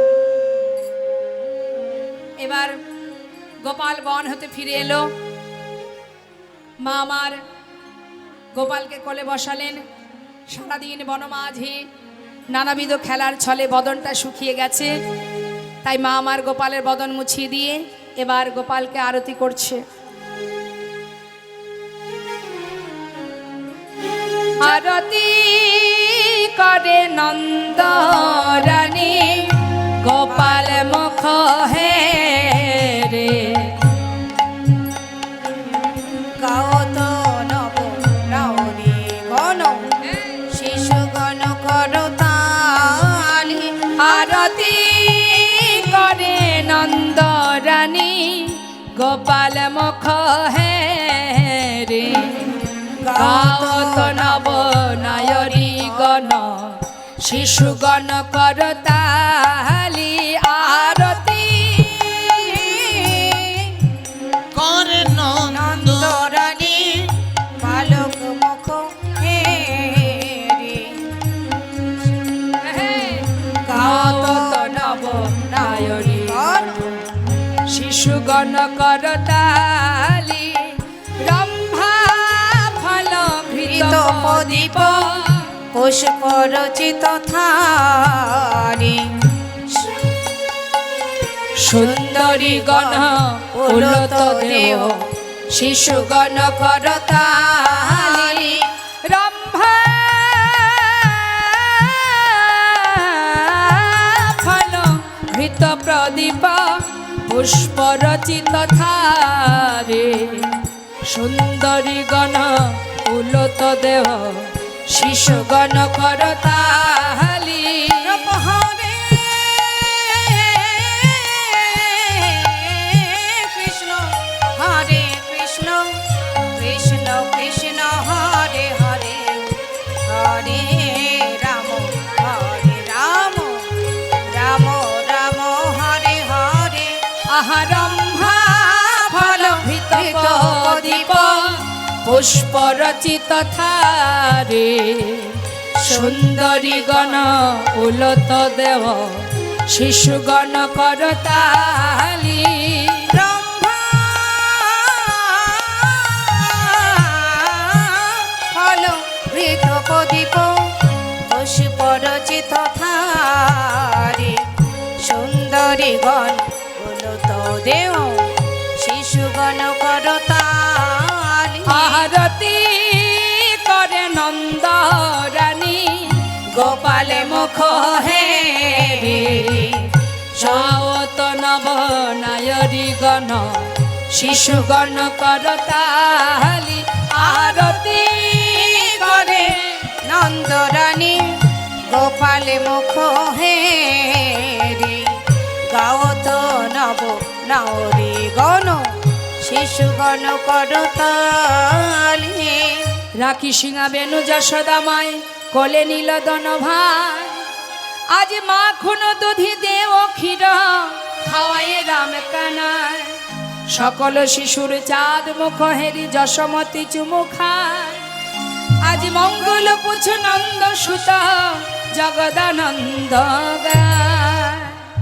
আজ মায়ের কোলে দুই ভাই বসে আছে। এর পরবর্তী লীলা আপনারা আস্বাদন করবেন। তো আসুন আমাদের লীলাকে এবার আমরা বিশ্রাম রাখবো। বৈষ্ণব মহাজন বললেন, দেখো দেখো আজি মায়ের কোলে বসিল ছেলে কানায়ার বলা। ওই বইয়ের কোলে বসলো ছেলে কানাইয়ার বলা। দেখো মায়ের কোলে বসিল ছেলে কানায়ার বলা। দেখো মায়ের কোলে বসলো ছেলে কানায়ার বলা। এবার ভক্তগণে বদন হেরে হরি গুণ গায়। এবার ভক্ত না জানি কোন ভাবে রোদন ব্রজভাবে আরে বিভোর যে হলো গো। সহচর মেলে গোরা সহ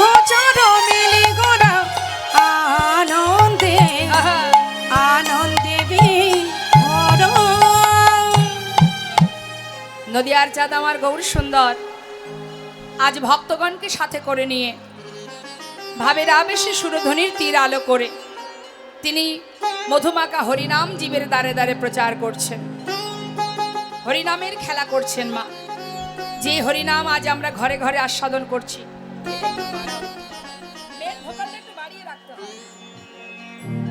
তা সেই খেলা হরিনামের খেলা, যে খেলা আজ জীবের ঘরে ঘরে জীবের হাতে ধরে পায়ে ধরে প্রভু ভক্তগণকে নিয়ে যে অপূর্ব সেই খেলা, যে খেলা আগে কোনো যুগে কোনো কালে ছিল না। হরিনামের খেলা খেলছেন কেন? হরিনামে জীবকে উদ্ধার করবার জন্য। একদিকে লীলা, একদিকে জীব শিক্ষা।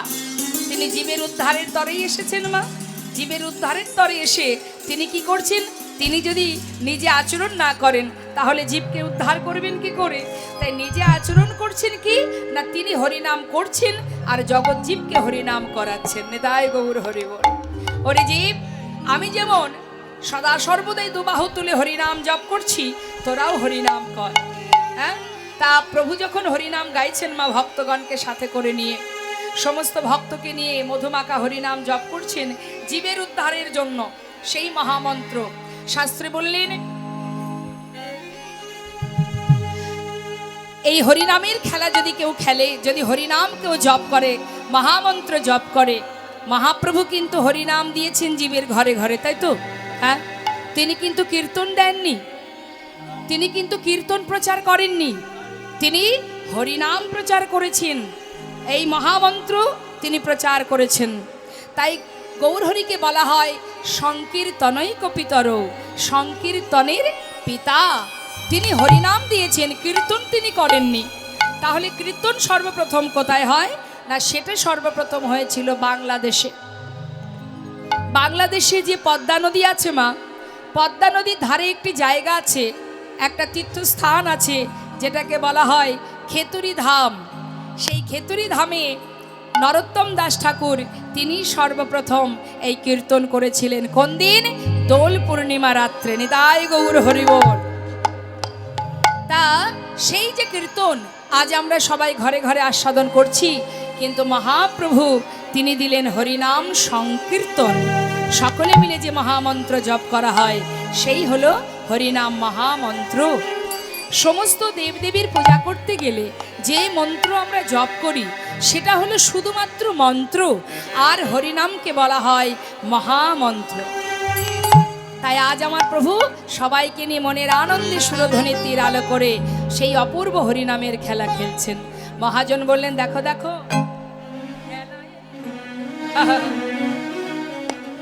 খেলায় বিনোদ খেলা,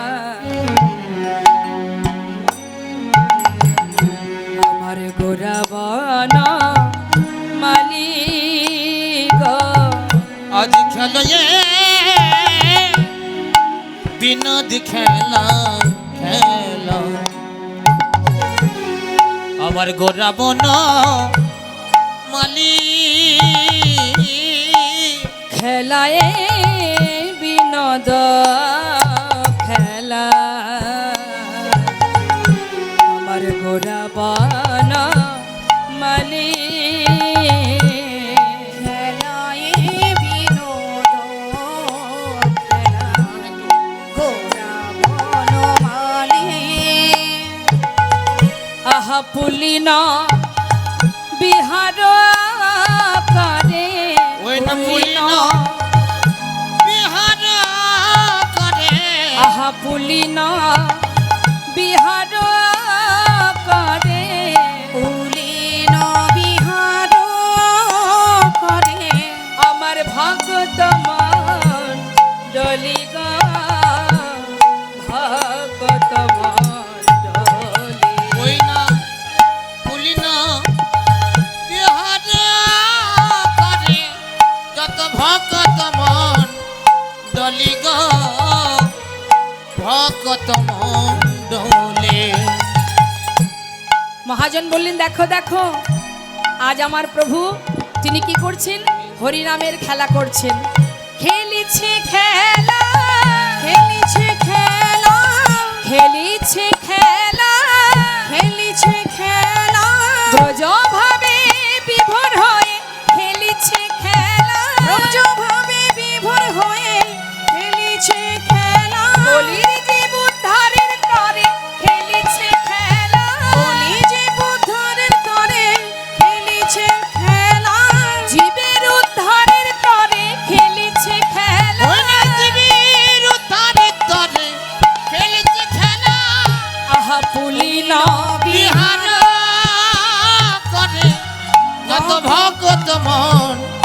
মণ্ডলী গো ভক্ত মণ্ডলী।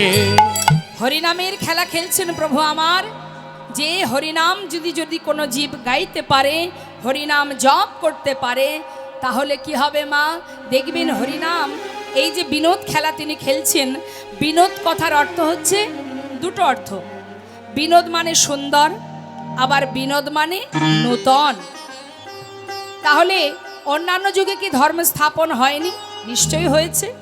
কিন্তু যে হরিনাম আজ দিকে দিকে ছড়িয়ে পড়েছে মা, অন্যান্য যুগে ধর্ম স্থাপন হয়েছে, তার একটা নির্দিষ্ট জায়গা আছে, একটা জায়গার মধ্যে সীমাবদ্ধ। কিন্তু হরিনাম কি একটা নির্দিষ্ট জায়গায় বাধা আছে? দেখুন, দাপর যুগে যে ধর্মপ্রচার হয়েছে সেটা কোথায়? 84 ক্রোশ বৃন্দাবনের মধ্যে, তার বাইরে নয়। কিন্তু যে মহামন্ত্র কলিযুগে আমার দয়াল গৌর সুন্দর দয়াল নিতাই চাঁদ নামাচার্য শিল ঠাকুর হরিদাস অদ্বৈত আচার্য প্রভু যে হরিনাম দিয়েছেন জীবের দ্বারে দ্বারে, এই হরিনাম কি শুধুমাত্র নবদ্বীপে সীমাবদ্ধ, নাকি শুধু ভারতবর্ষেই সীমাবদ্ধ? পৃথিবীতে যত আছে নগর আদি গ্রাম, সর্বত্রে প্রচারিবে মোর হরিনাম। তাই তো শাস্ত্রে বললেন, ধন্য কলিযুগ ধন্য অবতীর্ণ আমার শ্রী চৈতন্য। এমন দয়াল গৌর সুন্দর, এমন করুণাময় ভগবান আর কোনো যুগে কোনো কালে ছিল না। তাই আজ প্রভু আমার ভক্তগণকে নিয়ে খেলা খেলছেন, সারা দিনের ন্যায় খেলা করছেন মা। দেখতে দেখতে দিনের আলো শেষ হতে চলেছে, বেলি অবসান। তাই আজ প্রভু আমার সকল ভক্তকে বলছে, ভক্ত এবার তো ঘরে ফিরতে হবে। চেয়ে দেখো, আহা দিবায়া বসানো প্রভু গৃহেতে চলিল গো। আজ দিবায়াব সানো হেরি প্রভু আমার, আজ গৃহেতে চলিল গো। দেখো দিবায়া বসান হেরি প্রভু গৃহেতে চলিল গো। দিবায় বসানো গৃহেতে চলিল। অগ জননী চরণে আসি, ওই না জননী জননী চরণে আসি।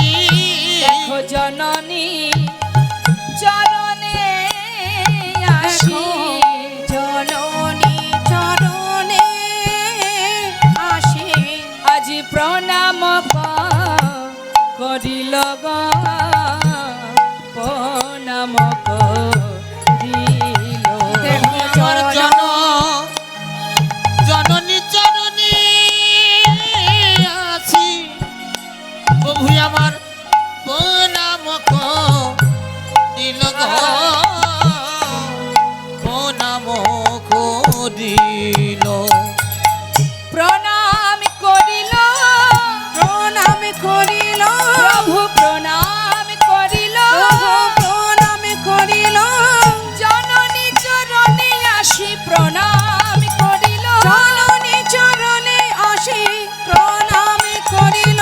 মাতৃভক্তি শিখাবে বলে প্রণাম করিল, মাতৃভক্তি শেখাবে বলে প্রণাম করিল। মাতৃভক্তি শিখাবে বলে প্রণাম করিল, মাতৃভক্তি শেখাবে বলে প্রণাম করিল। ওগো জননী জননী চরণে আসি প্রণাম করিল গো, প্রণাম করিল। আজ এই মায়ের চরণে এসে যেই না প্রণাম করেছে মা, মা কি দেখছেন? ধুলাই ধূসরায়ঙ্গ গদ গদ ভাই, এ রাধা মোহনে কহে প্রেমময় ভাই। প্রেমময় আহা, এ রাধা মোহনে কহে। আজ রাধা মোহন দাস তিনি কি চাইছেন? তিনি চরণ দুটি সেবা করবার জন্য আশা করছেন মা। এ রাধা মোহন দাসে কহে পদ করত হিয়াস। তার মনের আশা কি, যখন কিনা গৌরহরি সারাদিন হরিনামের খেলা করে ফিরে এসেছেন মা, ফিরে আসা মাত্রই সারা গায়ে তার ধুলা দর্শন করে মা আমার জিজ্ঞাসা করছে, নিতাই ও নিতাই, এ কি অবস্থা আমার নিমায়ের? হ্যাঁ রে বাবা, এমনভাবে আমার নিমায়ের গায়ে কে ধুলা মেখে দিয়েছে বল না বাবা, কে করেছে এমন কাজ? হরি নিতাই, হরি কে মা রিল রে আমার নিমায়ে, কে মারিল রে, কে মারিল রে, কে মারিল রে, ওরে নিমায়ে কে মারিল রে, নিতা কে মারিল রে, নিমায়ের কে মারিল রে, নিমায়ের কে মারিল রে। কি বলছে? আমার নিমাইকে কে মেরেছে বাবা? সারা গায়ে ধুলা কেন? এমন কমল অঙ্গে কঠিন আঘাত, এমন কোমল অঙ্গে কঠিন আঘাত, এমন কমল অঙ্গে ওরে কঠিন আঘাত। এমন কোমল সন্তানের অঙ্গ থেকে ধুলাগুলো ঝেড়ে দিচ্ছে মা আমার। মা কাঁদছেন যে আমার নিমায়ের অঙ্গে ধুলা লেগেছে। মা তাড়াতাড়ি করে মুছিয়ে দিচ্ছেন।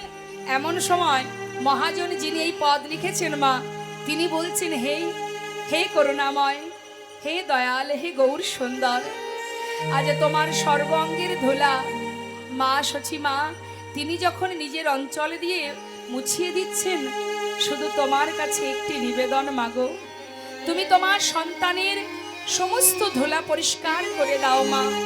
শুধু আমার একটা বাসনা, ও মা, মাগো চরণ দুটি শুধু বাকি রেখো, মাগো চরণে দুটি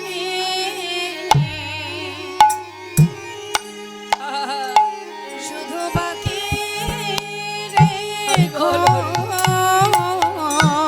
প্রভুর চরণ দুটি তুমি বাকি রেখো, মা গো প্রভুর চরণ দুটি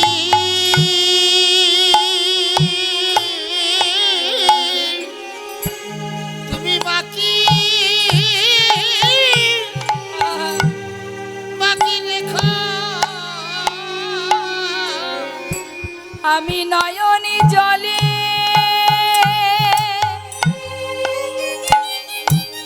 ও গো মা গো,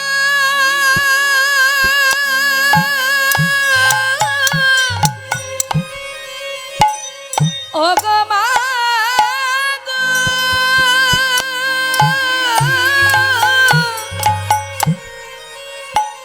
আমি নয়নি জলে ধোয়াই দেব, শুধু চরণ দুটি তুমি বাকি রেখো, নয়ন জলে চরণে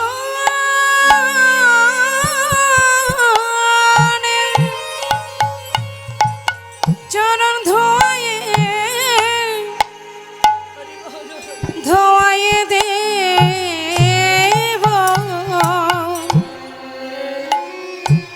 চরণ দুটি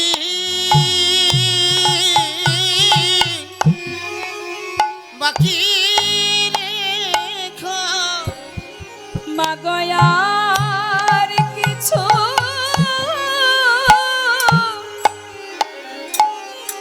কিছু যাই না মাগো ওই চরণ দুটি তুমি বাকি রেখো আর কিছুই চাই না আমি মাগো চরণ দুটি বাকি রেখো আর কিছুই চাই না মাগো প্রভুর চরণ দুটি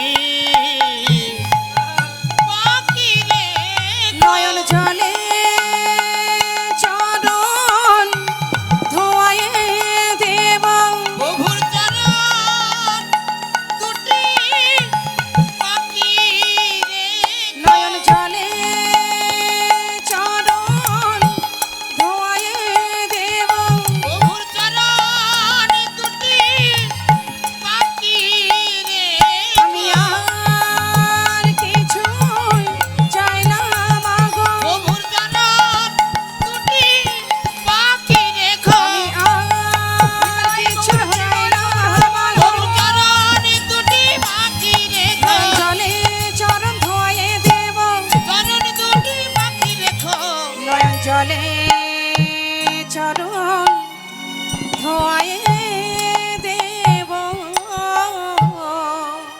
ধুলাই ধূসর অঙ্গ গদ গদ ভাস এ রাধা মোহন পদ করত হিয়া করত হিয়া জনতায় জয়গৌর। আমরা ছোট্ট করে একটু জামালি আস্বাদন করে তারপরে লীলায় যাব। হ্যাঁ, আহা এ রাধা মোহনে কহে করত আশরে এ রাধা মোহনে কহে করত হিয়াস এ রাধা মোহনে পদ করত হে আশরে এ রাধা মোহন পদ করত হিয়াস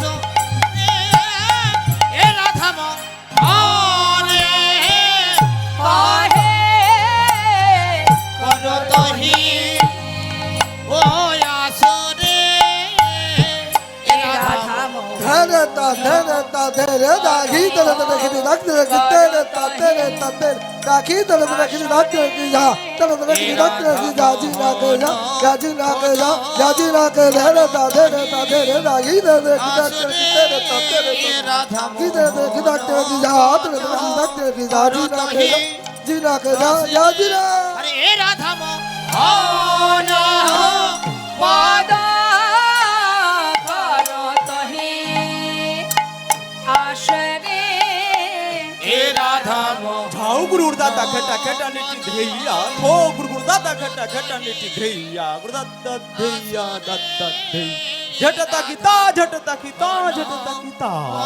ধেইতা গুরুদা ধেইতা গুরুদা ত্রিগুরদা তাকিতা কিতা ঝাউতি ঝাউ করত হি আসরে রাধা মোহন পদ করতহি আসরে এ রাধা মোহন পদ করত হি আসরে রাধা মোহন পদ করতহি আসরে এ রাধা মোহন তাকতা তাকটা দাঘিনা তাকটা তা তাকতা তাকটা তাকতা তাকটা তাকতা তাকটা তা দাঘিনা তাকটা দাঘিনা তাকটা দাঘিনা তাকটা তা তা ঝনা খটা গিনা খটাও ঝনা খটা ত্রকড়দাত ত্রকড়দাত ধই দাউর গুড়দা ধই দাউর গুড়দা ত্রকড়দাত তাকে তাকে তা ধাউতি রাধা মোহন পদ করতহি আসিরে রাধা মোহন পদ করতহি আসরে রাধা মোহন পদ করতহি আসিরে রাধা মোহন পদ করতহি আসরে রাধা মোহন তিক্তে ঝাতলি তন্দা গুড়দাক্তে ঝাতলি তন্দা গুড়দাক্তে তন্দা ঝাতিন তন্দা তিক্তে ঝাতলি তন্দা গুড়দন্দা তন্দা তন্দা ঝাত গুড়দা গুড়দা গুড়দা গুড়দা ঝাউ ধানি তে যাও রাধা মোহন পদ করতহি আসিরে রাধা মোহন পদ করতহি আসরে রাধা মোহন পদ করতহি আসিরে রাধা মোহন পদ করতহি আসরে রাধা মোহন পদ করতহি আসরে রাধা মোহন পদ করতহি আসরে রাধা মোহন নিতাই গৌর হরিবল হরিবল গৌর হরিবল। চলুন আমরা সবাই মিলে উলুধ্বনি হরিধ্বনি করে মধুময় শ্রীধাম বৃন্দাবনে যাই। কে কে গেছেন বৃন্দাবনে একবার দেখি হাত তুলে দেখা। বাবা বাবা, এই তো মাঝে মাঝে যে আচ্ছা কিছু কিছু হাত ওঠেনি, বৃন্দাবনে যাওয়া হয়নি, তাই তো? যারা হাত তোলেননি তাদের নিশ্চয়ই যাওয়া হয়নি। এটাই তো বৃন্দাবন, এসেছেন তো এখানে, এটাই তো বৃন্দাবন, নব বৃন্দাবন। এখানে আমরা সবাই এসেছি, তাই না, কৃষ্ণ কথা হরিকথা শ্রবণ করতে। তা এটাই বৃন্দাবন। শাস্ত্রে বললেন যেদিন যেখানে হয় হরিনাম সংকীর্তন, সেখানে আসে গৌরপ্রিয় কৃষ্ণপ্রিয় ভক্তগণ। সেই ভক্তগণের যদি হয় এক মন, না হয় আনমন, সেটাই মধুর বৃন্দাবন। আর যেটা বৃন্দাবন সেখানেই ভগবান গোবিন্দ। হ্যাঁ, তো আমরা আজ আমাদের দেহটা পড়ে থাকবে, মনটাকে নিয়ে আমরা এই নববৃন্দাবনে লীলা সদনে সকলে অগ্রসর হব। দুহাত তুলে সবাই মিলে একবার উলুধ্বনি হরিধ্বনি।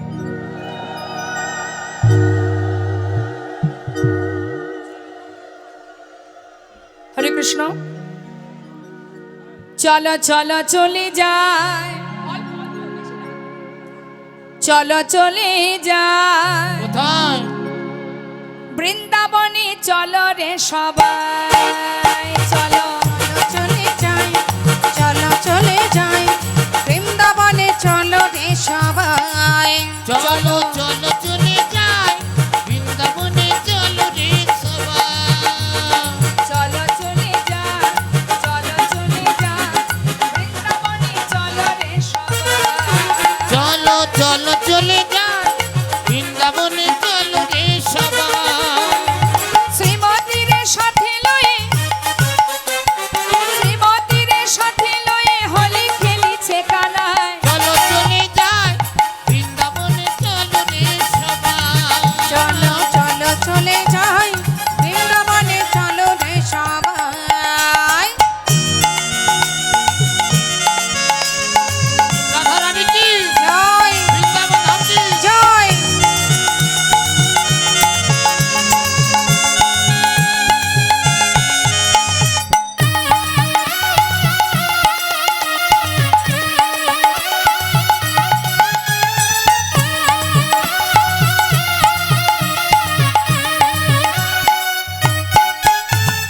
বসন্তেরই লাগে পরশ গিরিধারীর মনে,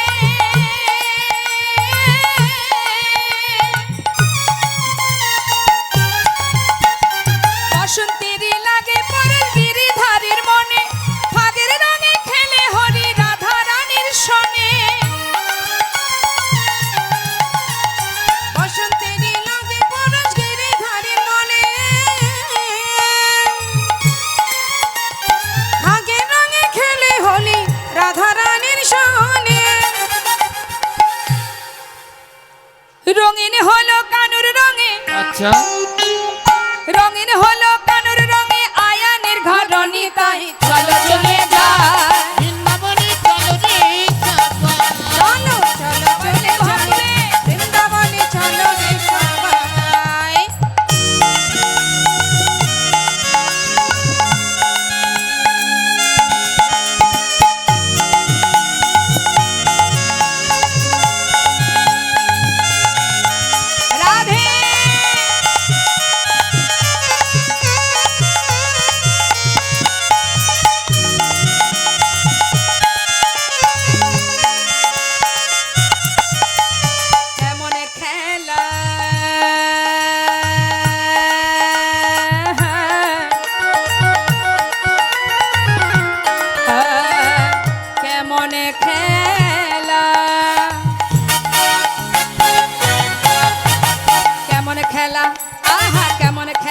খেলে আমার মদন মহা মদন মহা প্রেমের রঙে রাঙায় হয় আবালারি মন হয় কেমন কেমন খেলা